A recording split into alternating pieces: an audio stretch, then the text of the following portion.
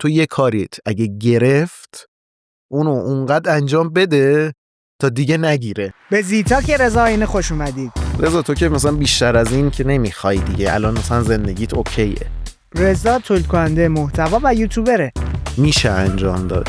امروز به استودیوی کوزی کورنر اومدید تا با هم در مورد فعالیت‌هایی که بر روی یوتیوب داره انجام میده گپ بزنیم. اگر بخوای خطی فکر کنی به این جایی نمیرسی. ببینیم چی شد که وارد فضای تولید محتوا شد. از کاری که دوست دارم مثلا پول در میارم. تولید محتوا چه چیزهایی رو براش داشته که امروز داره ادامهش میده. سعی میکنم اون کار رو از یه در دیگه انجام بدم. با توجه به جامعه مخاطب نزدیک به 500,000 نفری که داره، فکر میکنه چرا اون آدم‌ها دارن دنبالش میکنن؟ مردم تو رو به خاطر تو دارن نگاه میکنن. چه تأثیری رو داره بر روی اونها میذاره؟ همیشه باید نگران باشی. اندازه خواسته مخاطب براش تا کجاست؟ دیگه منو نبینن چی؟ در مورد چیزهایی که به دست آورده و چیزهایی که از دست داده. فشرده است همه چی. ترس‌ها و نگرانی‌هاش در آینده چه چیزهایی میتونه باشه؟ از اون تکراری شدن خیلی میترسم توی زندگی. اهدافی که داره توی زندگی دنبال میکنه، توی فعالیت کاری خودش داره چه چیزهایی؟ یه کاری بکنم که خانواده‌ام هیچ دغدغه‌ای تو زندگیشون نداشته باشه. اگه فکر میکنید این موضوعات میتونه براتون جذاب و جالب باشه، با من و رضا اینه همراه باشید. توی جعبه کوچیکی هستی توی دنیا که اگه گاهی اوقات اون جعبه خارج نشی یهو میبینی که اصلا ذهنیت و افکارت سمی شده و داری کوچیک فکر میکنی.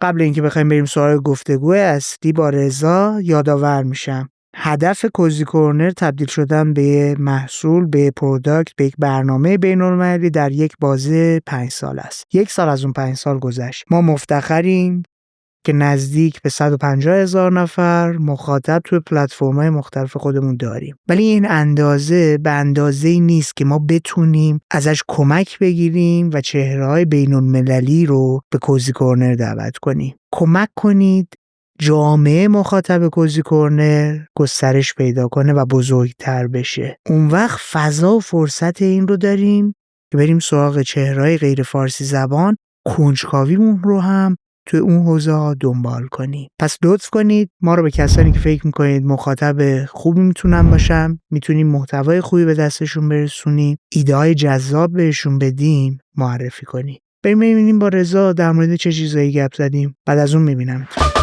چطوری رضا؟ خوبی شما؟ چکرم. دمت گرم کوزی کورنر اومدی. من مبهوت کاریزمای شما شدم آقا حسین. من کاریزما دارم. بله. میگی لطف داری. گوگلی بودن خیلی خاصی داری. آدمو مجذوب خودت می‌کنی. قربونت برم. خیلی خوشحالم که دعوت کردی. باعث افتخارم. من واقعا کنجکاوم که بچه‌های جوان‌تر رو بشناسم، مخصوصا آدمای تاثیرگذاری امثال تو. من که دیگه دارم پیر میشم. نه سنم اونقدر داره میره بالا، هر کی میخوام بهم پیام بده بهم نمیگه رضا، مثلا میگه عمو رضا چطوری، بعد احساس پیری میکنم، میگم عمو رضا چیه؟ خودم مثلا به چه میدونم سهیل پرنگ و چه میدونم سام صابری میگم عمو، بعد یکی که به خودم میگه احساس خوبی ندارم، میگم بابا من سنی ندارم، ولی سنم داره زیاد میشه. ان شاءالله سلامت باشی، مثل الانم پربار ادامه بدی و پیش بری، خسته هم نشی. تو زندگی خسته نشدن از همه چی مهمتره. خیلی کنجکاوم که ببینم چی شد که تولید محتوا رو استارت زدی، انتخاب کردی. چرا اصلا تولید محتوا؟ برای مخصوصا یه کسی که درسش و رشتهش اون سمت بوده. بهمون بگو ببینیم چرا. اتفاقا خودم این یکی دو روز پیش داشتم این قضیه فکر می‌کردم، گفتم این مثلا این علاقه از مثلا کجا شروع شد. بعد به یه خاطره‌ای رسیدم، یه خاطره‌ای بود که رفته بودیم سفر گرگان و پسر عمه من خیلی آدمی بود که اون موقع جوون اون موقع بود دیگه، حالت مثلا 10 سال پیش، 10-11 سال پیش، بیشتر شاید 12 سال پیش. بعد از این دوربینای چیزاش هندیکم درسته، این هم هر جا میرفتیم فیلم میگرفت، چه میدونم از اونایی که از این تیپ کوچولو میخواد. آره. اون بعد رپ گوش میداد به ما، مثلا اینو نشون میده، بیا مثلا زد بازی رو میشناسی، ما اصلا این تا حالا این چیزا ندیده بودیم، نشنیده بودیم. چند سالت بود اون موقع؟ فکر کنم دوم سوم دبستان بودم. زیاد 11 ساله آره بودی. کوچولو بودم. بعد چه میدونم برامون آهنگ سی دی رایت میکرد میداد بهمون. بعد از اون موقع من با مفهوم فیلم گرفتن و اینا آشنا، یعنی فهمیدم چه جوریه. و یه ذره بزرگتر که شدم عاشق فیلم شدم. فیلم که اون دوره فیلم هم که گذشت، رسیدیم به دبیرستان.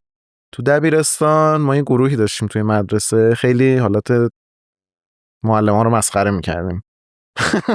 بعد اونجا مثلا ما سر این که بیشتر مثلا مسخره می‌کردی؟ آره روست می‌کردی؟ نه همه با هم تو اون گروه مثلا مسخره میکردیم. بعد اونجا بود که این چیزایی درست میشد، یعنی اونجا رفتیم فتوشاپ رو یاد گرفتیم برای اینکه بچه‌ها بیشتر بخندن.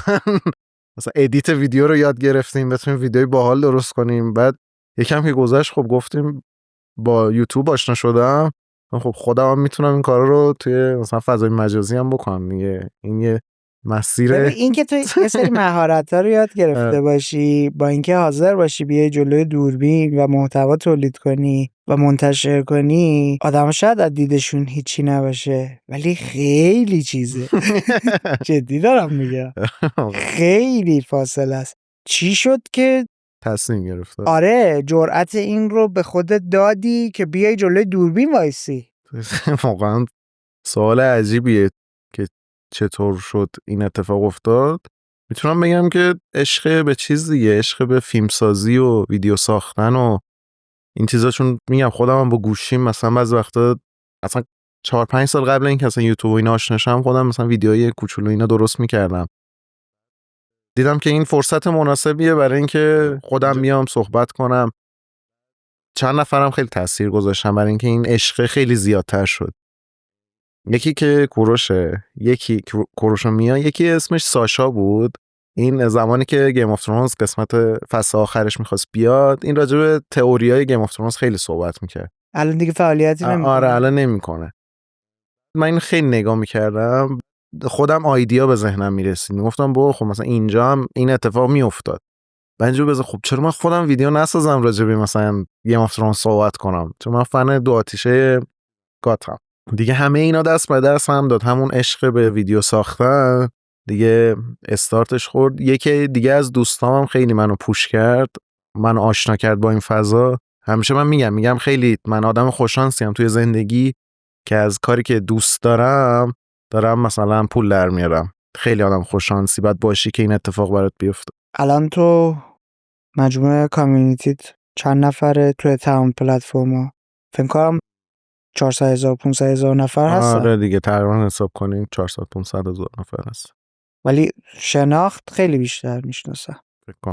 فکر میکردی اون روزی که برای اولین بار رفتی جلوی دوربین که یه روزی ممکنه 500,000 نفر دنبال کننده داشته باشی؟ نمیدونم، حالا اصلا الان بگم آره شاید فکر کنید که مثلا شاید آدم چیزی باشه، یه جوری باشه این حرفه. من خودم من از بچگی فکر میکردم یه روزی دنیا رو عوض خواهم کرد. یعنی بهم میگفتن حسین قراره چی کار بکنی، من میگفتم که دنیا رو قراره عوض کنم و مسخرم میگردن. الانم ما همین دیروز 3,000 تا روی اینستاگرام رد کردیم، 10,000 تا روی یوتیوب رد کردی، 15,000 تا رو کست باکس رد کردی. امروزم بهم بگی میگم من یه روزی رو دارم میبینم که میلیون ها نفر با محصولاتی که ما داریم تولید میکنیم ارتباط عمیق دارن و اورنس بین المللیه و کل دنیا ممکنه بشناسن اگر سالم باشیم، امید داشته باشیم، زنده بمونیم تا اون روز. برای همین با خیال راحت بگو، یعنی فکر نکن کسی مثلا نشسته قضاوت داره میکنه. من برای خودم گفتم که اگه قراره کسی رو سیبل قرار بدن منو اول از همه سیبل قرار بدید.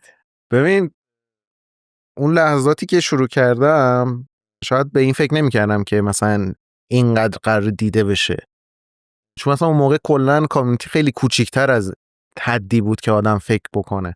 ولی 2-3 تا ویدیو اولی که ساختم، بعد فیدبک مثبتی که بین بچهای دوستای خودم گرفتم، فهمیدم که نه خب یه امیدی هست به این قضیه. بعد من کلا آدمیم که خیلی فکر میکنم به آینده، خیلی حالت رویا پردازی میکنم، همیشه قبل از خواب به این قضیه فکر میکردم که الان مثلا این ویدیوی من اگه مثلا 1000 تا ویو بخوره یا مثلا اگر سابسکرایبرهای من به 1000 تا برسن، من چقدر مثلا آدم خوشحالی میشم. اگر یهو من با مثلا آدمای بزرگی رفیق شم، چه میدونم اون موقع آروین شو بود، منچ تیوی بود، گفتم این امیر ایزد بود، مثلا گفتم این آدما اگه من مثلا با من صحبت کنن چقدر خفنه. بعد اون رویا پردازیه همش اسم میگم به واقعیت تبدیل شد. الان که مثلا امروز نشستم، رویاهایی که اون موقع داشتم تقریبا مثلا برآورده شده. مثلا من دوست داشتم با آدمی مثل کوروش دوست باشم، دیده بشم، بعد مثلا باش ویدیو گرفتم. خیلی حالت سورئال داره برام این 3-4 سالی که کار کردم و مثلا به اینجا رسیدم. ولی آره یه بخشی به خاطر فیدبک مثبتی که دوستان بهم میدادن فهمیدم که میتونم مثلا موفق شم، دیده بشم تو این قضیه. جالبه. توی شروع کارت تمرکز گذاشته بودی روی رست کردن. اگر بخوایم یه معنای فارسی برای رستینگ بذاریم، رست کردن یا برشته کردن آره. به عنوان یکی از ژانرهاییه که نقد کمدی محسوب میشه. تو میای انتقادات خودت رو در قالب شوخی و خنده انتقال میدی. تو شروع رو رفتی سمت رستینگ. خیلی برمیگرده به شخصیت خودم خیلی آدم هم رکیم، ولی آدم رک بودنم منظور نیست که آدم بی‌ادبی باشم یا هرچی دهنم در بیاد به بقیه بگم. خیلی نمیدونم به خاطر شاید خانواده باشه، خیلی میگن زبونش تیزه همچین چیزی.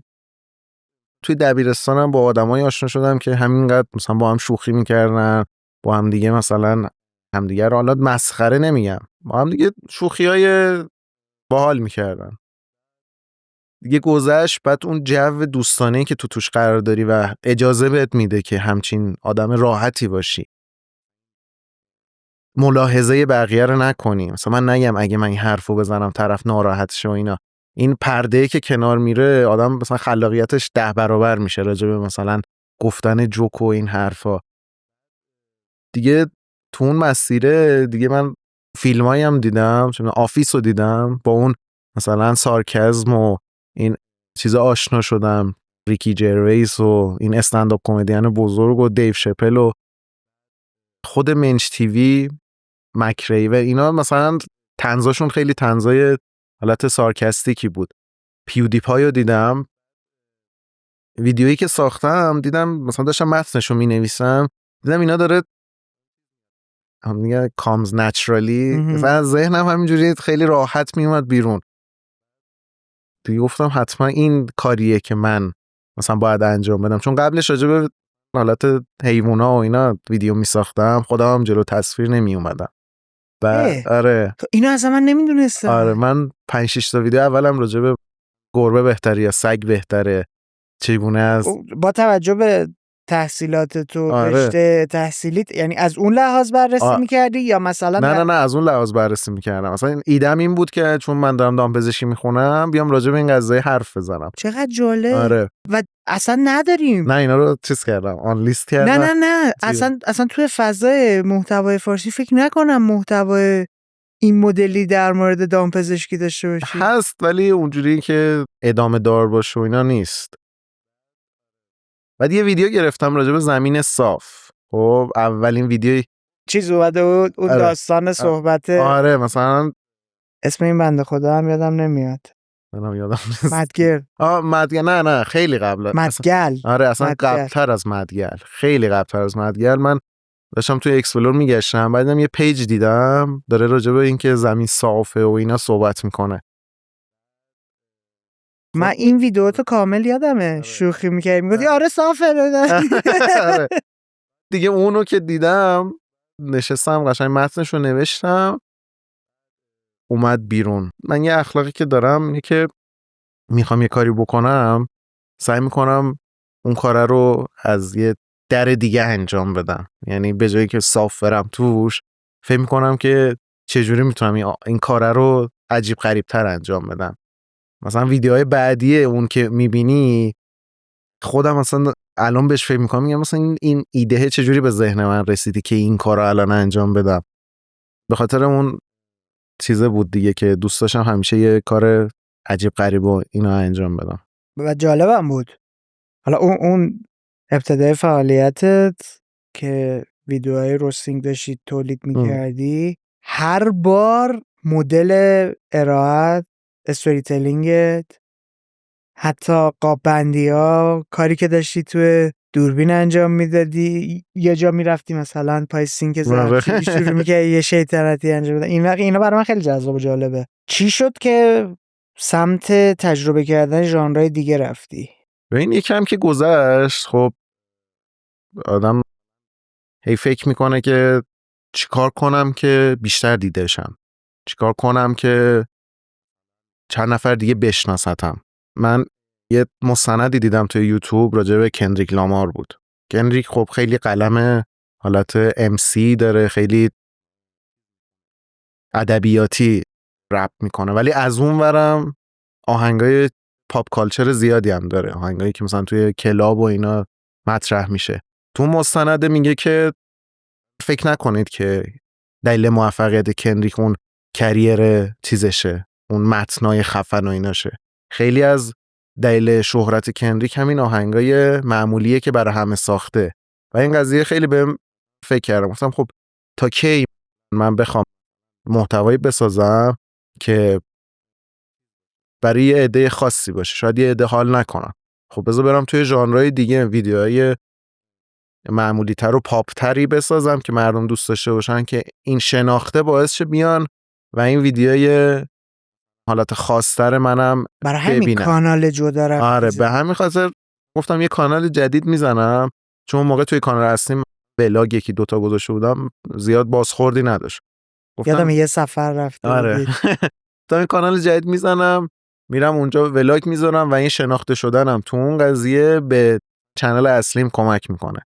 بعد خب دیدم ولاگم مثلا ترکون خیلی اتفاق جالبی بود. یعنی اینجوری بودم که شما هر اتفاقی توی زندگیت یه چیز جدید تجربه کنی، یه چیز جدیدم یاد میگیری.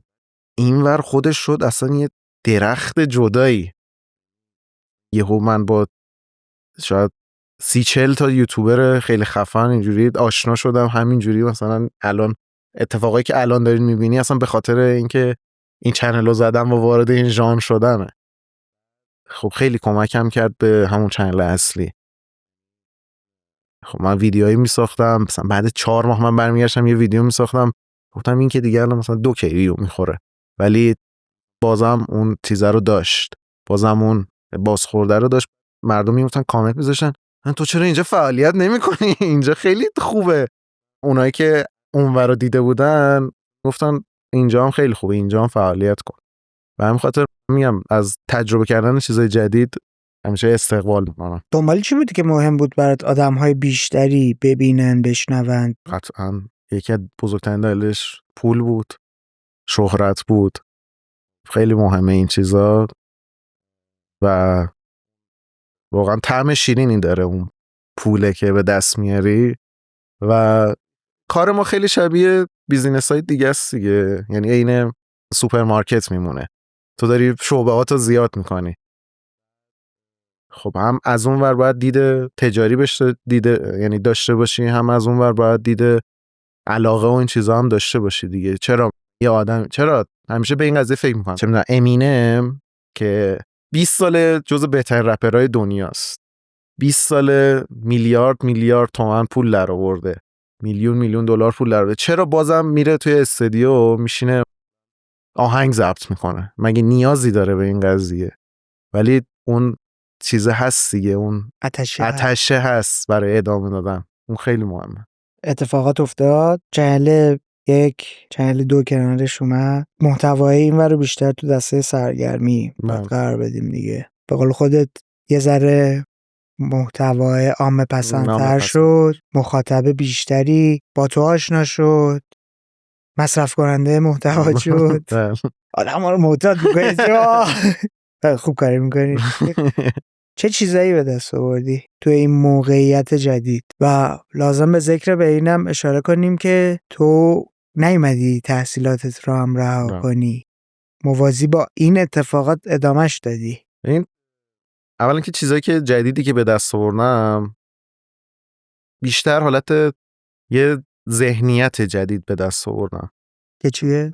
اون ذهنیت سازنده بیشتری به دست آورد. اون که مثلا آدم هر چیزی که اراده کنه رو میتونه بسازه. قبلا وقتی به این باور رسیدی که آره به این باور من چون یه روزی مثلا رویا میدیدم آره دوست داشتم مثلا چه میدونم با کوروش زرندوز رفاقت داشته باشم، الان ارتباطه رو دارم هیچی، تازه اومده به عنوان بهترین یوتیوبر فارسی رضا اینه رو معرفی کرده.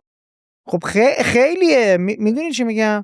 حالا ممکنه مخاطبای ما کمتر بشناسم. تو پرانتز من اعلام کنم کوروش زرندوز یکی از موزیسین‌های ایرانی، یکی از تولید کننده‌های محتوای ایرانی است که میلیون ها نفر مخاطب داره. استدیویی و همراه دوتا از همکارای خودش، میا پارتنرش و ایمان توی کانادا راه اندازی کردن که یوتیوب امریکای شمالی ایونت رسمی خودش رو اونجا برگزار کرده. توی خبری که چند وقت پیش یوتیوب کار کرده بود به عنوان یکی از چهره‌های جدید کلن فضای کلی یوتیوب با میلیون‌ها تولید کننده محتوا استدیوی بچه‌ها رو معرفی کردن و پیش بینی میشه تبدیل بشه به یکی از قطب‌های رسانه‌ای ایرانی خارج از ایران در جامعه بین‌الملل. خب این خیلی جذابه که یه نفر بیاد بگه بهترین یوتیوبر ایرانی از دید من رضا اینست. من همیشه به خودش هم میگم چون خودش اصلا مثلا اینجوری به این قضیه فکر نمیکنه. بهش میگم تو میدونی که چجوری با یه کلمه با یه جمله زندگی هم منو تغییر دادی، هم میتونی با یه جمله زندگی بقیه تغییر بدی. چقدر اینفلوئنس و تاثیرگذاری زیادی داری.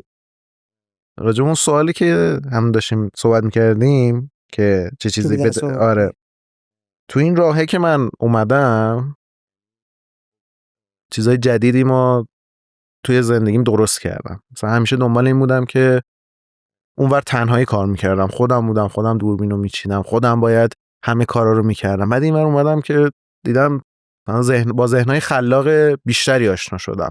با علی آشنا شدم که اونم دنیای خودشو داره که خیلی شبیه دنیای منه. این دنیا دوتا دنیا که با هم تلاقی پیدا میکنه چقدر کار بالتری میتونن با هم دیگه انجام بدیم. میگم اون ذهنیتتون به وجود اومد که الان اگر بخوای یه کاری رو انجام بدی، بخوای یه ویدیویی بسازی، میشه انجام داد. قبلا اینجوری بودم که خب حالا این سخته دیگه و این دوربین میخواد، بعد برم فلانجا. الان اینجوری هم که نه، میخوام یه ویدیو بگیرم، فردا بلیت میگیرم میرم قش، این کارو میکنم، میرم فلانجا، آره برمیگردم. بعد ویدیو بعدی چیه؟ پروژه بعدی اینه که بعد بری توی اوپارک صحبت کنی باهاشون، پیشنهاد خودت بده. میدونی اون ذهنیت ایجاد شده توم که هر کاری بخوای میتونی انجام بدی. این به نظرم بهترین چیزی که توی این راه به دست آوردم این طرز تفکر است. به نظرم آدم‌ها همیشه توی زندگیشون باید این شکلی فکر بکنن که من الان هر کاری بخوام بکنم رو میتونم انجام بدم. دیگه چی؟ دوستای خیلی خوبی پیدا کردم، دوستای فوق‌العاده‌ای پیدا کردم. خود علی که به کنار، یه آدمایی رو من میبینم توی زندگیم که واقعاً از کوروش بالاتر نباشه پایین‌ترم نیست، در حد اونه. یه آدم مثلا سهیل بغل من میگیره میخوابه کف استدیو، میگم بابا پاشو، تو میدونی کی هستی؟ مردم آرزوشونه تو رو مثلا نزدیک ببینن. همچین آدم خاکی من تو زندگیم دیدم که از زندگیش گذشته بیاد فقط بدون هیچ چیزی به من کمک کنه. با آدمای دیگه آشنا شدم که بدون هیچ منتی حاضرن همه کاری برای من انجام بدن. نقطه اشتراکتون چیه؟ نقطه اشتراک تو با این آدمایی که داری اسم میبری چیه؟ این نقطه اشتراک یوتیوبه. این که سطحه. آره سطحیه، ولی روی ماجرا اینه که فعالین یوتیوب فارسیه، ولی یک چیز دیگه ای باعث میشه به قول تو سویل پرنک بیاد مثلا کمک سویل پرنک سولبا رو میگم من. سویل سولبا سویل خب سولبا. یکی مثلا سهیل بیاد مثلا چه میدونم به قول تو بیاد کمک کنه کمک. فلان کنه.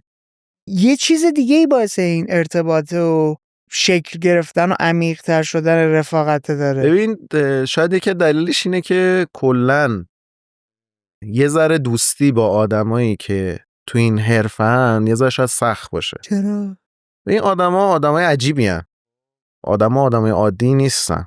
آدمی که 500,000 نفر دارن ویدیوشو میبینن هر بار توی هر جا میره چه میدونم آدم جمع میشه، یا یه آدمی مثل علی که کار خلاقانه نمیکنه. کلا آدمای عجیبی هستیم. من خودم در حد اونا نمیارم حالا، ولی همه آدمای عجیبی هستیم. آدماییم که شاید یه آدم معمولی نتونه زیاد درکش کنه، ولی من توی این مسیر یاد گرفتم چطور همه این آدما رو درک کنم. ببین کار عجیب غریب و ارزشمندی ها. یعنی تو حالا داری میگی آدم‌ها از دیدشون ممکنه عدد و رقمی باشه، ولی مثلا کوروش زرندوزی که مثال زدیم، یا سهیل سولبا و پدرش که داره رضا در موردشون صحبت میکنه، اینا آدمایین. کوروشینا با اینکه 3 تا 4 تا کانال متفاوت دارن، ویدیو رو منتشر میکنن، توی کمتر از 3-4 روز 1 میلیون بار دیده شدن رو داره رد میکنه. این مهمه آدم ها متوجه بشن. داریم در مورد جامعه فارسی زبان 130 میلیونی صحبت میکنیم که این آدم ها در ماه محتوایی که دارن تولید میکنن هر کدومشون 20 میلیون 30 میلیون بار داره دیده میشه و این خیلی عجیبه. خیلی عجیبه. چرا؟ چون برای مثال تلویزیون ملی ما دورانی که توی اوج خودش بوده، توی دهه 90، بهترین برنامهش، پرمخاطبین برنامهش 90 محسوب می شده که توی مهمترین بازی هایی که داشته پخش می کرده 8 میلیون 10 میلیون مخاطب رو میتونسته پای تلویزیون نگه داره. و این آدم ها با پلتفرم‌های شخصی خودشون، با هزینه شخصی خودشون همچین رسانه هایی دارن. من نگاهم به آدم های اینطوری از دید صرفاً تولید کننده محتوا هم حتی نیست. محتوا داره تولید میکنه، چی داره تو محتواش که تونسته آدم ها رو انقدر درگیر کنه؟ دقیقاً اون قدرته اصل ماجراست. من تو پرانتز این توضیح رو دادم که مخاطبینی که کمتر با این فضا آشناهن متوجه بشن که ارزش چیزی که داریم در موردش صحبت میکنیم چیه. این آدما یه بخشش به خاطر اینه که فعال یوتیوبن. آره دقیقاً. تو سطح‌های بعدی چی؟ یه بخش دیگه میگم بین یه گودال میمونه یوتیوب. تو واردش که میشی دیگه بیرون اومدن توش ذره سخته. تو یهو مثلا انگار نارنیا بود در رو وا می‌کردی، یا یه توی دنیای جدیدی. من همیشه به بچه‌ها میگم، من استودیویی که داریم یه راهرو داره. درو که وا می‌کنی حالت مثلا 10 متر بعد راه بری تا برسی به استودیو. همیشه میگم صبح که درو وا می‌کنم حس می‌کنم وارد یه چیز جدید شدم، وارد یه دنیای جدید رنگی و گل و اینا هست. این ور اون ورش وارد اون دنیا میشم. یه ذره دنیای متفاوتیه. خب آدمان وقتی تو اون رفیق پیدا میکنن تبدیل به دنیای هم میشن. خب اون خودش این فضایه، چون آدمای دیگه نمیتونن اینو زیاد درک کنن، باعث یه نقطه اشتراکی میشه که طرف میاد با یوتیوبر دوست میشه، با یکی که همکارشه دوست میشه. این خودش یه نقطه اشتراکه. نقطه اشتراک دیگه هم که بگیم که هممون هدفمون تقریبا یکیه. هدف من ویو بیشتر، پول بیشتره. هدف سهیل هم همینه، ویو بیشتر، پول بیشتر، محبوبیت بیشتره. این که همه توی یه راستا داریم کار میکنیم یکی از بزرگترین نقطه اشتراکای اون قضیه است دیگه. خیلی کمک میکنه. فکر می‌کنی حالا چه چیزایی از دست دادید رضا؟ شاید خوشحالی رو از دست دادم. چرا؟ خیلی فشرده است همه چی. خیلی تبدیل به آدم آهنی میشی. اسم میگم خب همه آدما تو زندگیشون به یه جایی میرسن که تبدیل به آدم آهنی میشن، به یکی که باید یه کار روزمره‌ای اونقدر انجام بده تا از بین بره. منم تبدیل شدم به این قضیه، ولی خب اون تنبلی که خودم دارم شاید از این داره جلوگیری میکنه.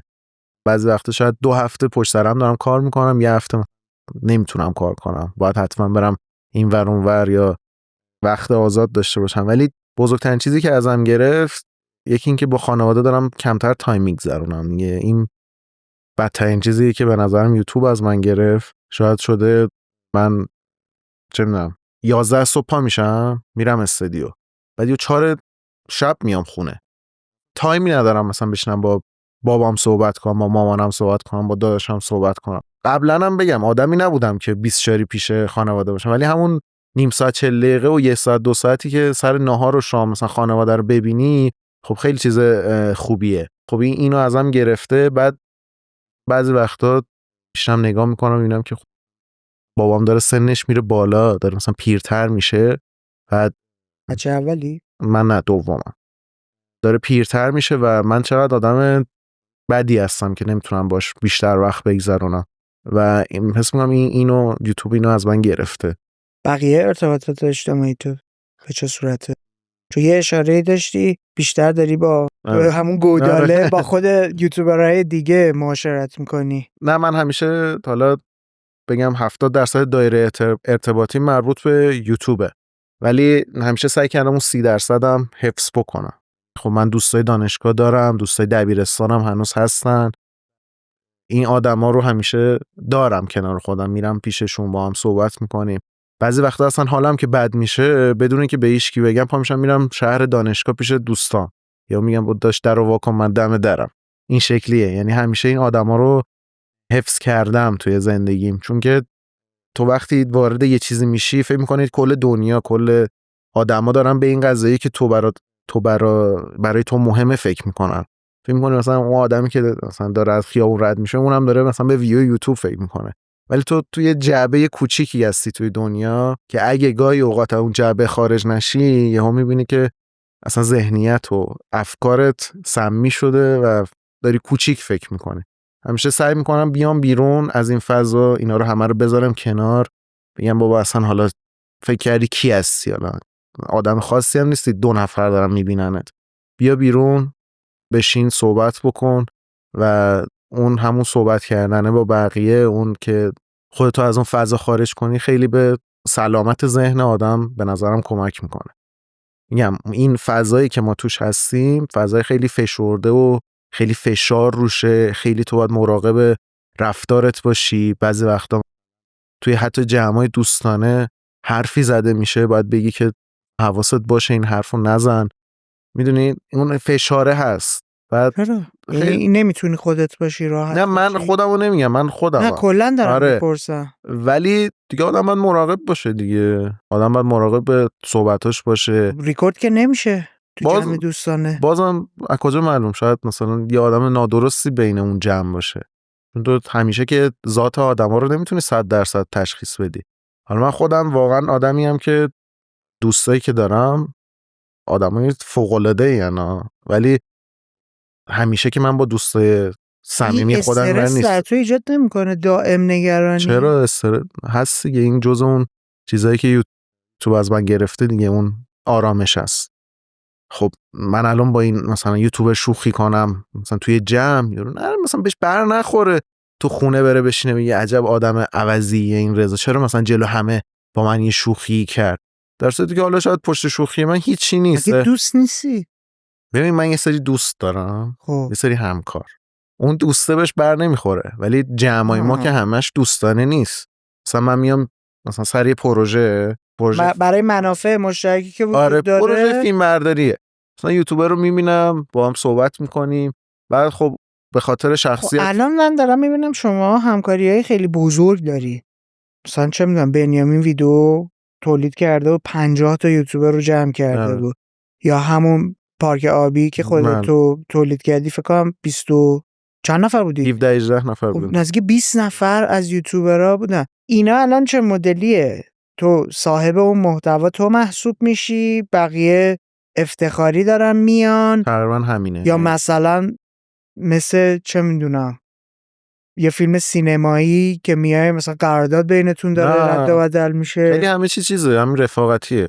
دعوت میکنی میگی داداش من 3 شنبه میخوام این ویدیو رو بگیرم، هستی؟ طرفم یاره هستم من میام. بعد این آره بیشتر کلا کارهایی که ما میکنیم این شکلیه. چون میدونم سوال پرنگ که زنگ میزنه داداش فردا مثلا ساعت 3 میتونی بیای سر ویدیو، میام آره مثلا هستم. همش این حالت خیلی همکاریای دوستانه. آره دوستانه است، چون یه چیز خیلی مثبتیه. متوجه شدم. نه تو ذهن من رفت چون گفتی من یه سری دوست دارم یه سری همکار. آره رفت به این سمت. آره یه لحظه قشنگ اینطوری بودم که خب الان یعنی مراودات این بچه‌ها با هم مراودات کاملا تجاریه. نه این منظورم از همکار میدونی چیه؟ فلانی میای تو ویدیو قراردادشو بفرست. نه اینجوری منظور از همکار اینه که شاید طرف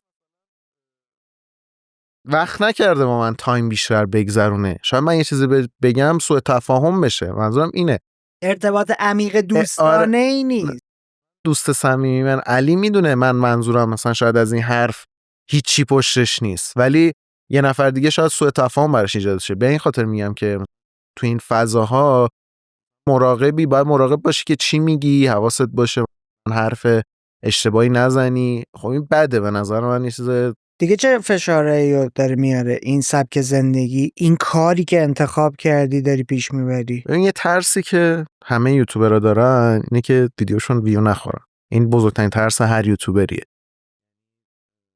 چه حسیه؟ تا حالا تجربه کردی محتوای این همه زحمت براش بکشی؟ آره خیلی پیش میاد. چی تجربه میکنی؟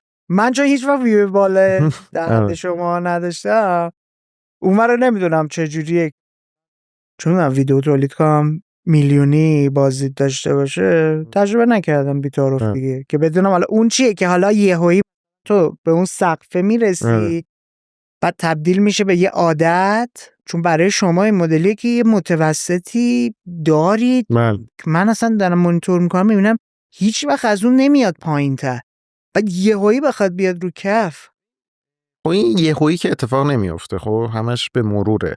اولا که در طول این سالها یه حالت پوست کلفتی هم به آدم ایجاد میشه. شاید مثلا ویدیوی من رنکش 10 بشه من نرم بزنم تو سر خودم گریه کنم و حالم بد شه، بیشتر میرم تو اون فازه که خب بذار ببینم مشکل این ویدیوم چی بوده، ایدهش خوب نبوده، تامنیلش خوب نبوده، ادیتش خوب نبوده، ویدیو بعدی این کارو بکنم.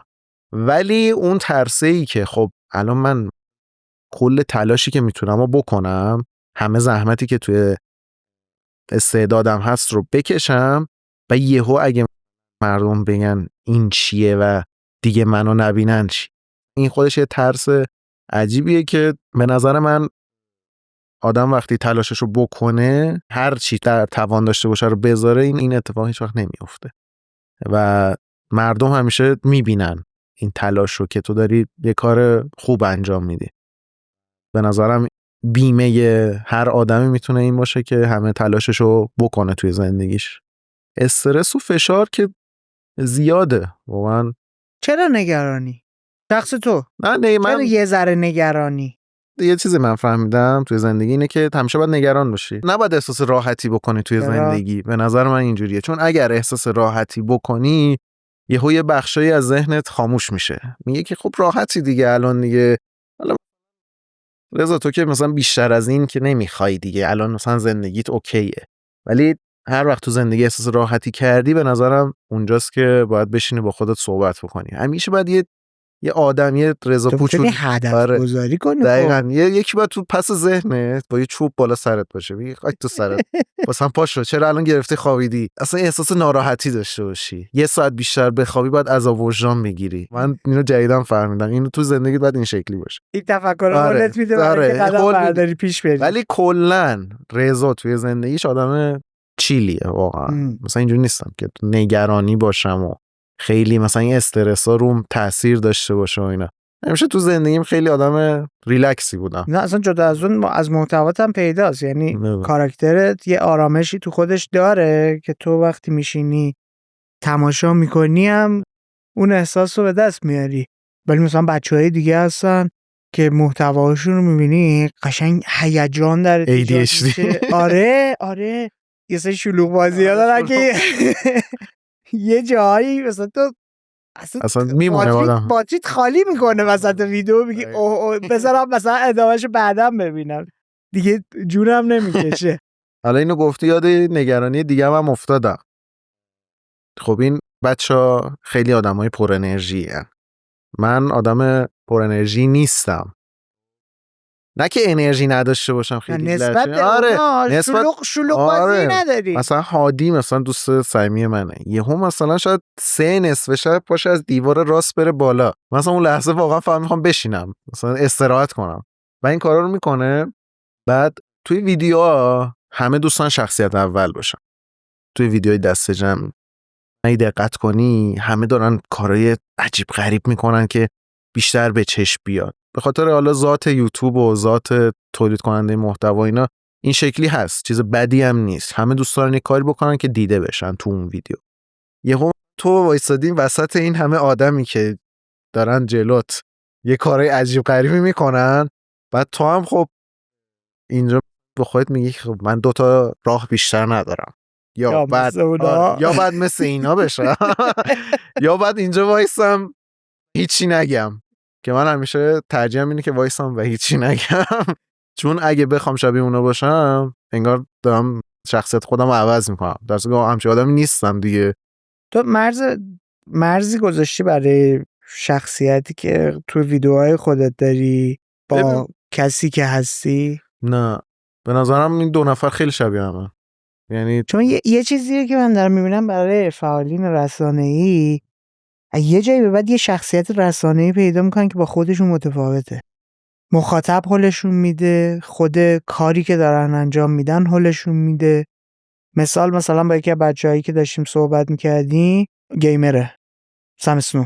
خب حسام آره حسام مثلا برگشت گفتش که مخاطب من همیشه دوست داره من پر انرژی بشم، من بزرگترین اتفاقات و فشارها رو تو زندگیم دارم تجربه میکنم، جلوی دوربین که میخوام ریکوردو بزنم باید انرژیم بالا باشه و مسئول میدونم خودم و نسبت به مخاطبم که باید حالم خوب باشه.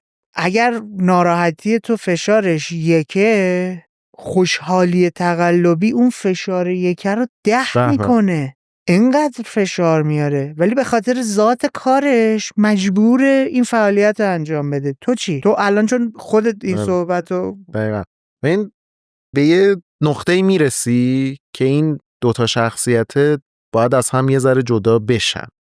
منطقیه که تو جلو دوربین باید لبخند بزنی، تو این کارته، باید حس خوب منتقل کنی به بقیه. سری بیسیکا رو باید داشته باشی، لبخند بزنی، حرف زشت نزنی، سعی کنی تجربه خوب به بقیه منتقل بکنی، هرچند که اگر تو اون بازه زمانی حالت هم خوب نباشه یا مشکل داشته باشی توی زندگیت، ولی باید کارتو درست انجام بدی. این برمیگرده به اون ذات کارت. یه بازیگر وقتی میره فیلم بازی کنه و توی فیلم نامه نوشته تو اینجا باید لبخند بزنی، نمیگه آقا کات، من دیروز با مثلا دوست دخترم کات کردم نمیتونم لبخند بزنم. کارت باید این کارو انجام بدی. ولی من همیشه این چیزا رو حفظ کردم که زیاد دوست ندارم از خودم دور شم، زیاد دوست ندارم فیلم بازی کنم. آقا من همینم دیگه. حدش کجاست تا چقدر رد شی از خود 100% بری سمت اون شخصیت نمایشی؟ مثلا میگه آقا تو یه بازه مثلا تولرانس 10% اوکیه، الان من مثلا حال ندارم شلوغ بازی کنم، ولی دارم میبینم 10 تا از بچه‌های اطرافم دارن این کارو میکنن، منم یه ذره. ببین دوربین اومد سمت من و من یه حرف جالب داشتم، حرف جالبمو میزنم. توی زندگی واقعی هم همینه، چیزی به ذهنم جالب باشه میزنم. خیلی سعی کردم این شخصیت تراز باشه با هم دیگه. اینجوری نیستم ویدیو شروع بشه الان خب باید یه کار عجیب کنم، فقط ویدیو شروع میشه. تنها فرق من با غیر ویدیو اینه که یه ذره صدا میره بالا، یه ذره شاید لبخندم میشه و یه ذره حالت انرژی میاد، یه مقدار میره بالا. ولی توی دنیای واقعی هم همینم تقریبا، زیاد فرقی ندارم. ولی هم یه نکته‌ای هست، دوربینه که روشن میشه انگار اصلا دنیا یه ذره فاصله میگیری، انگار یه حس خیلی خوب دیگه هم بهت منتقل میشه که الان اوکی اون دغدغه‌ای که من الان دارم. دکمه رکورد زده میشه استرس نمیگیری؟ نه حس خوب بهم میده. چه جالب. اصلا من متفاوتم. آره. نه من به استرس میگیری؟ آره. نه و این خیلی جالبه. من اینجوری هم که روشن میشه. آخ جو آره. بریم ویدیو. آره این دیگه ویدیو یه حس خوب بهم میده، حس این که دارم مثلا یه کار مثبت انجام میدم، دارم یه کار رو به جلو انجام میدم، دارم کار میکنم. اون حسه که میاد توم، حس خوب میگیرم. اون حالا شاید اگه مشکل توی زندگیم داشته باشم یک مقدار محو میشه توی پس ذهنم. خیلی پیچیده است. کلا نمیتونم بگم که خب الان این شکلیه. مثلا احساسای انسانی مثلا یکی دوتا نیست. شاید تو در لحظه داری مثلا 15 تا حس و 15 تا احساسات رو با هم دیگه تجربه میکنی و این خاطر هیچ وقت پاسخ قطعی برای این سوالا پیدا نمیشه. تو قدر موقعیت امروزت رو میدونی؟ تو خواسته یا ناخواسته یه هزاران نفر تاثیر مستقیم داری میذاری. حواست اصلا هست به این موضوع؟ چون خودت نسبت به این که خودم رو حفظ کنم خارج نشم دارم این سوال رو میپرسم. هم قدرشو میدونم هم نمیدونم. بخش نمیدونم اینه که کم کار میکنم، یعنی که تولیداتم اونقدر زیاد نیست در صورتی که میتونم این کار رو انجام بدم و نمیکنم و قدرشو سر این داستان نمیدونم. ولی از اون برم قدرشو میدونم. اتفاقا من سوار آسانسور شدم، داشتم رفتم یه جایی، بعد یه مرد میان سال 40-50 ساله یهو گفت تو پسر خوبی هستی، من بچم تو رو میبینه. نه بابا. آره. ولی مثلا فلانی حرف بیادبی زیاد میزنه ولی تو پسر خوبی هستی. و اونجا مثلا به واسطه این که فرزند یوتیوب نگاه میکرده. آره. پدر 50 ساله با تو آشنا بود. آره منو میشناخت. خیلی باحاله. و اونجا دیدم که چقدر مهمه برای پدر مادرها که ببینی تو توی ویدیو چی داری میگی، تو داری حرف بدید میزنی، بی‌تربیتی داری میکنی، چه تأثیری داری روی بچهش میذاری. و اونجا دیدم که طرف مثلا میگه نه تو مثلا تأثیر خوبی داری میذاری روی بچه من، حرف بیادبی و بی‌تربیتی نمیزنی که من بگم اینو نگاه نکن. و اونجا فهمیدم که خب کاری که من دارم میکنم شاید کار درستیه، کار مهمی دارم میکنم. و میگم همیشه این قدر این داستانو میدونم و میگم خیلی آدم خوششانسیم. یه سری حرفا هست میفهمی که یارو داره الکی میگه، مثلا وای شما عشق منید مخاطبا، تو نباشی مثلا من نیستم. اینو میفهمین داداش داره چاپلوسی مخاطبو میکنه، الکی میگه، تو دلش اینجوری نیست، تو دلش چیز دیگه است. خیلی اینجوریان که شما عشق منید و فلان. من زیاد نمیرم تو این فازی که 20 شاری بگم وای مرسی که هستید و اینا، ولی همیشه یه حرفی میزنم کلا تو میگم من خیلی خوش شانسم که یه سری آدما منو انتخاب میکنن برای دیدن و این به نظرم خوش شانسیه و خیلی ازشون ممنونم که همچین اتفاقی برای من دارن رقم میزنن توی زندگیم و این خوش شانسیه باعث شده که من توی زندگیم به چیزایی برسم که شاید رسیدن بهش سخت. چارچوبای خاص خودت هم قرار دادی؟ وقتی داری اینطوری میگی که نسبت به این تاثیرگذاری آگاهم، دارم میبینم مثلا مخاطب من ممکنه یه نوجوان باشه ولی خانوادهش به واسطه اینکه اون داره تماشا میکنه بشینن پای محتوای من. آیا خودت آگاهانه برای خودت چارچوب‌هایی گذاشتی، خط قرمزایی گذاشتی؟ آره خط قرمز و اینا رو دارم توی کارم. خب میگم یه سری کارا رو نمی‌کنم، یه سری حرفا رو نمیزنم. اگر ببینم مثلا ویدیویی داره به یه سمتی میره که شاید گرافیک درستی نداره مثلا جلوشو میگیرم و همیشه هم یه پس ذهنم یه چیزی بهم میگه که الان تو این جایگاه رو داری، باید آدم بهتری هم بشی، برو کتاب بخون، برو علمتو زیاد کن، برو چه میدونم 4 تا فیلم بیشتر ببین که حرفی که میزنی سندیت بیشتری داشته باشه. متنی که مینویسم برای ویدیو چند هستی میگم مطمئن شو که طرف از این برداشت بد نکنه، مطمئن شو که حرفی که میزنی باعث نشه 3 نفر برن به اون آدم توهین کنن. و همین خاطر این خط قرمزا رو دارم توی زندگیم. بیشتری چیزی که فکر میکنم همون چیزی که گفتم، که باید اون ورودی مغزم رو بیشتر کنم، یعنی برم کتاب بخونم، برم بشینم مستند ببینم، برم آهنگای بیشتری گوش بدم، چون همه این چیزایی که من میگم از مجموع و خلاصه تمام این کارهایی که من توی زندگیم کردم دیگه. شاید فلان فیلمو اگه ندیده بودم فلان کارم نمی‌کردم. به همین خاطر هرچی بیشتر بره تو شاید خروجی بهتری هم از توش در بیاد. این شکلی بهش فکر میکنم. الان تو مخاطبینت گروه اصلیشون توی چه بازه سنی هستن؟ این تو چنل اصلی میذاره مخاطبا سنشون بیشتره، یعنی همون بین چه میدونم 16 سال تا 23 4 ساله. توی اون یکی چنل سن مخاطبا یکم کمتره، شاید فکر کنم بین 9 سال 10 سال تا 18 19 سال و سنای بالاتر هم قطعا هستن. ما داریم در ولی مورد اون تیکه بزرگه داریم ولی صحبت. کلیتش بگم مثلا تقریبا خیلی ها رو در بر میگیره دیگه، خیلی رده سنیو. فکر میکنی مخاطبینت برای چی دارن محتوای تو رو انتخاب میکنن؟ حالا جدا از این که من خوش شانسم و اینا که گفتی، فکر میکنی علتش چیه؟ به خاطر کوروش.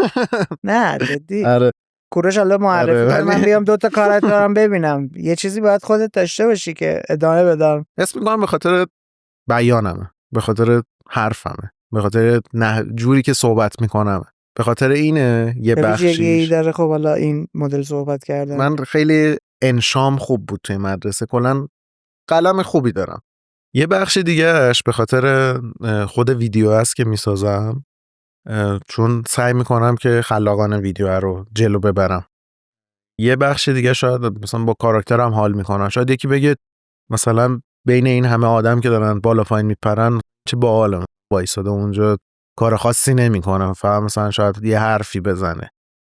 یه سریا الان میگن که تو مثلا شخصیت بزرگتری نسبت به بقیه داری، از سنی حالت برادر بزرگه داری برای بچه.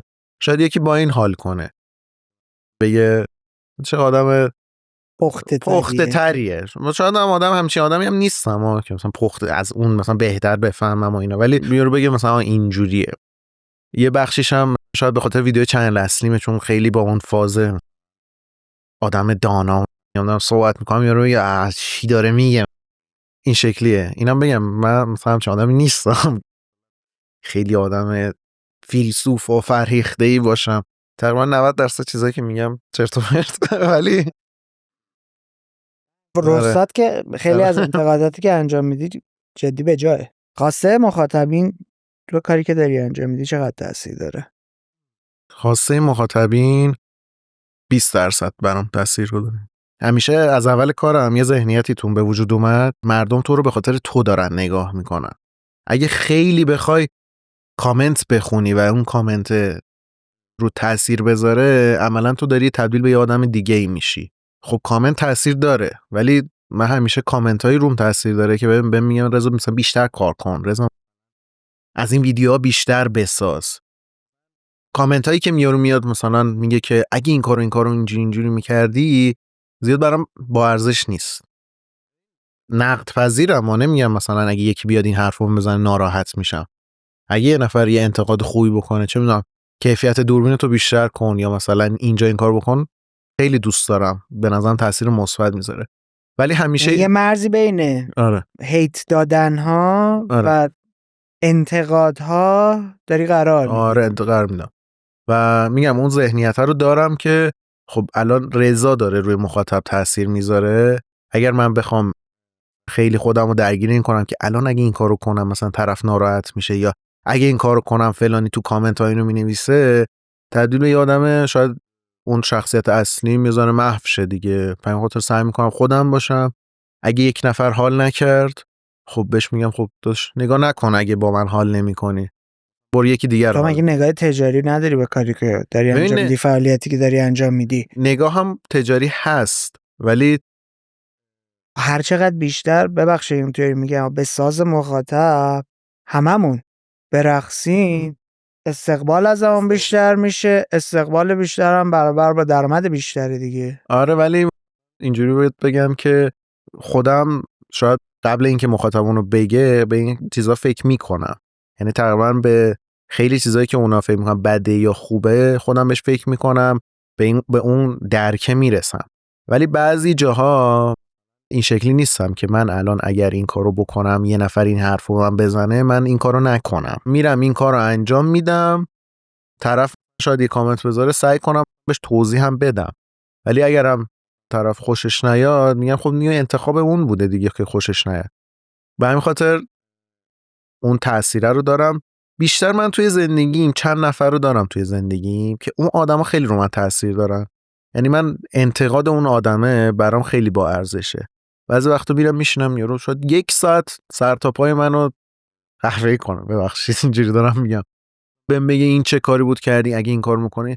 حرف اونو برام بخشی از همکارا هستن؟ نه، دوستای خیلی صمیمی خودم، دوستای شاید خارج از یوتیوبم، راجب کارمو که از بیرون میبینم مثلا میگه این کارو بکن اون کارو بکن فلان، اونا طرف اونا برام خیلی چیز سره، خیلی انتقادش با ارزش تره برام. من بیشتر به حرف اونا گوش میدم چون میدونم اون آدم هم منو میشناسه، زینف هم نیست. آره، هم کاره رو داره میبینه هم داره دنبال میکنه، پس حرفی که اون داره به من میزنه انتقادش بجاتره.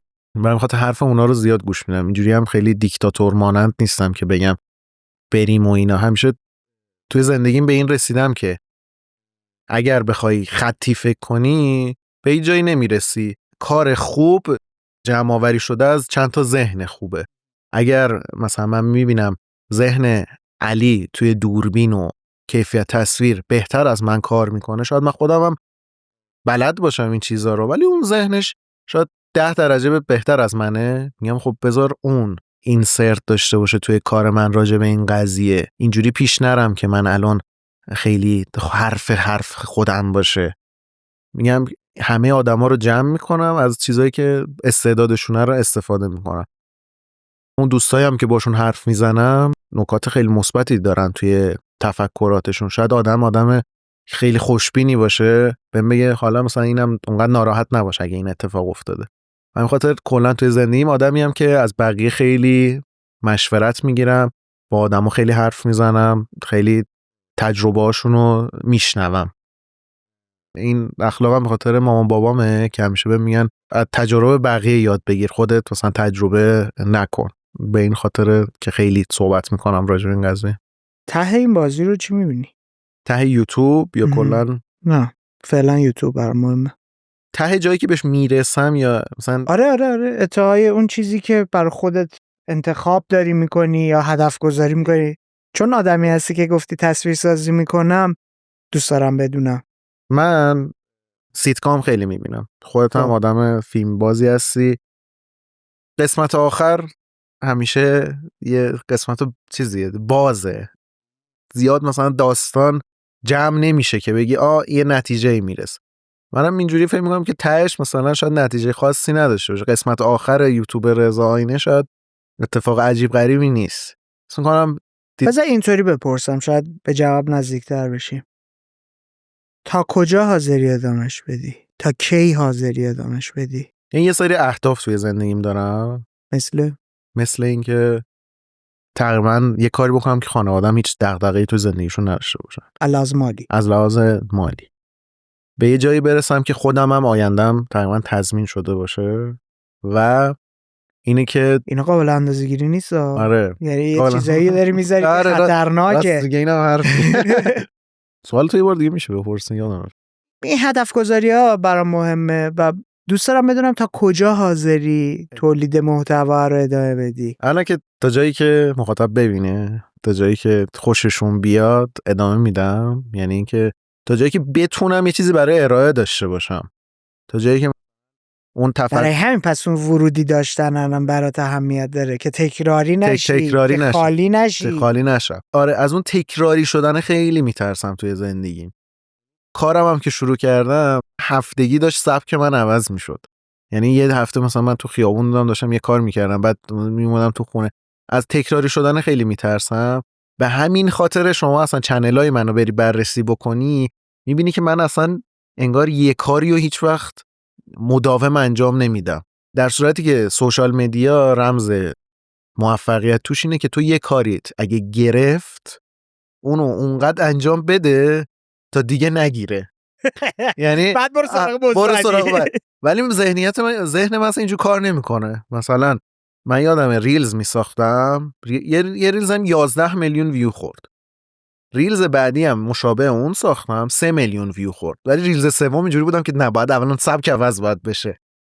منطقیش اینه که من اون چیزی که 11 میلیون ویو خورده رو اونقدر اون الگوریتمو هی تکرار بکنم آره در بیارم تا برم سراغ کار بعدی. ولی من اینجوری نیستم.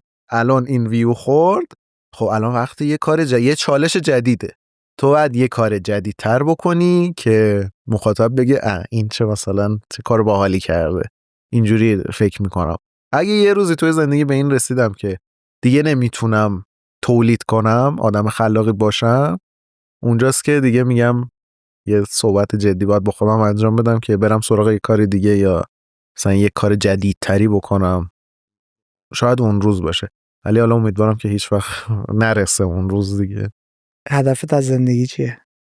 نمیدونم واقعا نمیدونم. صادقانه بهت بگم اصلا به تهش فکر نمی‌کنم. چرا؟ فکر به مرگ یعنی اصلا فکر نمی‌کنی؟ نه.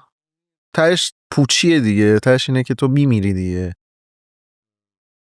سعی میکنم زیاد خودم درگیر مثلا اون حالا تهش نکنم. میدونم که شاید اعتقادات دینی یا اعتقادات غیر هر چیزی که هست تو تهش میمیری دیگه. تهش یه نقطه انتهای زندگیت داری. میگم حالا یه ذهنیتی که دارم اینه که یکی ازم میپرسه رضا، مثلا یه سال پیش ازم میپرسه رضا پایان نامه رو میخوای چیکار کنی؟ بهش میگم این دغدغه رضا 1 سال بعده.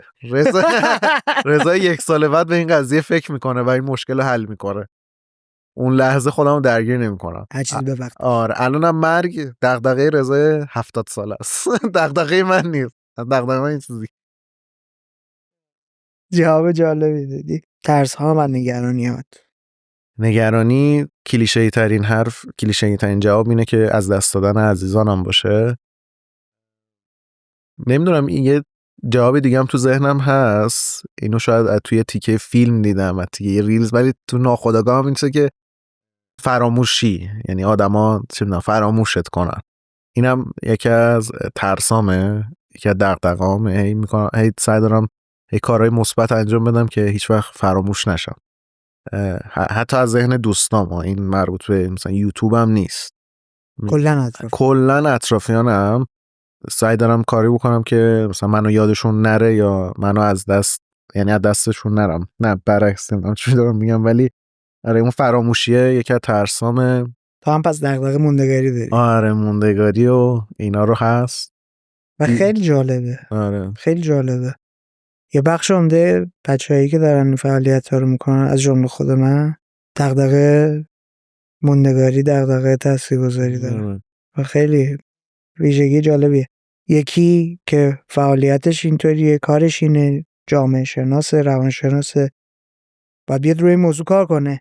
چرا اکثر ماهایی که حاضر شدیم تولید محتوا کنیم، در دیدرس عموم باشیم، در تیررس باشیم، دغدغه از این جنس داریم؟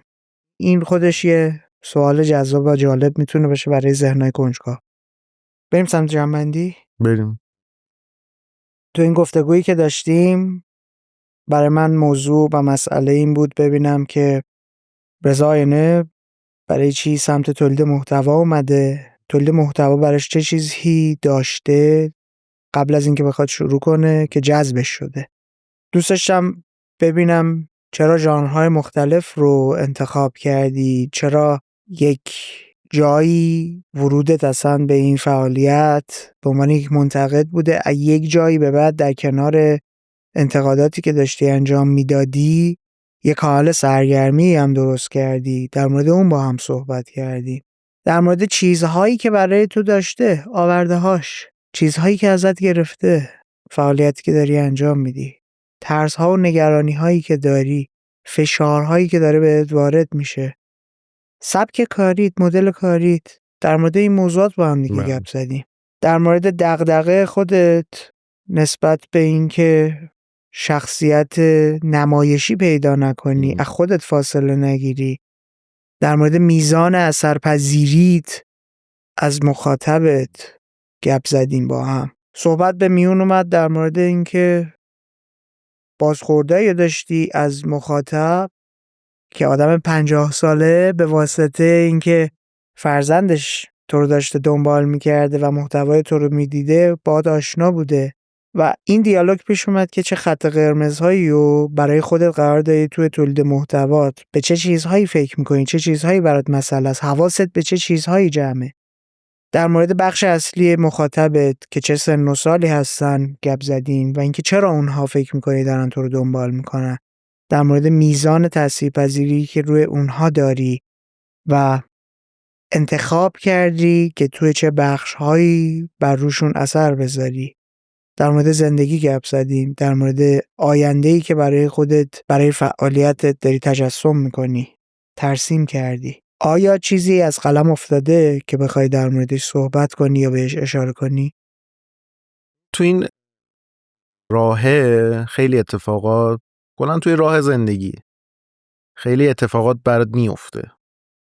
خیلی زندگیت به قولی بسته به تصمیم‌های بقیه هم هست. شاید اگه مثلا یه آدمی مثل همین کوروش تصمیم نمیگرفت یوتیوب باز کنه، ویدیوی منو ببینه، شاید هیچ وقت این اتفاق برای من نمیافتاد که بیاد منو پروموت کنه و اینا. شاید به جایی که الان هستم نمیرسیدم، این تعداد مخاطبی کوچیک حتی منم نمیدیدم. خیلی زندگی اتفاقای عجیب غریبی توش میفته، خیلی همیشه انگار یه موجیه که تو روش سواری. ولی تو باید به نظر من توی زندگی بتونی اونقدر محکم قدم برداری که به جای اینکه این تصمیمات و این موجا تو رو هدایت کنن، فقط چیزای خوبش رو ازش بگیری، ولی اون راهی که خودت فکر میکنی درسته رو ادامه بدی و بهش برسی و همیشه هم چیز باشی دیگه، آماده باشی که هر فرصتی توی زندگی تو بیاد بعد ازش استفاده بکنی. اگر من یه روزی نمیرفتم سراغ ادیت رو یاد بگیرم، شاید هیچ وقت یوتیوبر نمی شدم. چون من اول بر حسب یه علاقه شخصی که خیلی هم اینو نمیدونن، تا حالا هیچ جام نگفتم، ولی من ادیت رو که یاد گرفتم حالت ویدیوهای فن توری برای بقیه یوتیوبرها درست میکردم و هیچ کی اینو نمیدونه، تا حالا به هیچ کی نگفته بودم. تیکای فیلمو چیز میکردم، مونتاژ میکردم با آهنگایی که دوست دارم و اگر اون کار رو یاد نمیگرفتم الانم خیلی کارا رو نمیتونستم انجام بدم. پس زندگی هی باید چیزای جدید رو تجربه کنی که یک روزی شاید اون یه چیز جدید بتونی ازش استفاده کنی. به همین خاطر الان توی زندگی اگر فلانی بهم بگه داداش پاشو بریم اینجا این کارو بکنیم، نمیگم خب الان این کار چیه، خوشم نمیاد این کارو، میگم برم اینو تجربه کنم. شاید فلان روز داشتم راجع به یه چیزی مینوشتم، اون تجربه بتونه بهم کمک بکنه. شاید یه تئاتر مسخره بتونه یه روزی یه جوک خنده‌دار از توش در بیاد. و همین خاطر من برای شخص خودم به خودم میگم فقط برو یه چیزای جدید تجربه کن که بتونی خروجی بهتری در بیاری ازش. 2 نکته کلیدی تو صحبتت بود: تجربه کردنه، آماده تجربه چیزهای جدید، آماده فرصت دادن به خودمون بودنه، و 2 اینکه ثابت قدم بودنه. نذاریم زندگی مسیر ما رو هدایت کنه به سمتی که خودش دوست داره ببره. نه آگاهانه تر انتخاب کنیم و پیش بریم. مرسی رضا. قربونت. به من خیلی جذبی. به من خیلی، من دوستم 10 ساعت دیگه باید صحبت کنم. قطعا صحبت کنیم. خیلی خانم خوش صحبت و فدا جان. دمت گرم واقعا. مرسی به کوزی کارنر اومدید. ممنونم. مرسی بابت دعوت. همونطور که دارید می‌بینید این کار تیمی و کلی آدم براش زحمت کشیدن. از شما یه خواسته بیشتر نداریم. کمک کنید جامعه مخاطب کوزی کارنر رشد کنه و بزرگتر بشه. این اتفاق فضا و فرصت این رو به ما میده که قدرت رسانه‌ایمون به عنوان یک رسانه مستقل بیشتر بشه. اون وقت میتونیم از مهمون‌های غیر فارسی زبان هم دعوت کنیم تا به کوزی کارنر بیان. مراقب خودت باش. به زودی میبینمت.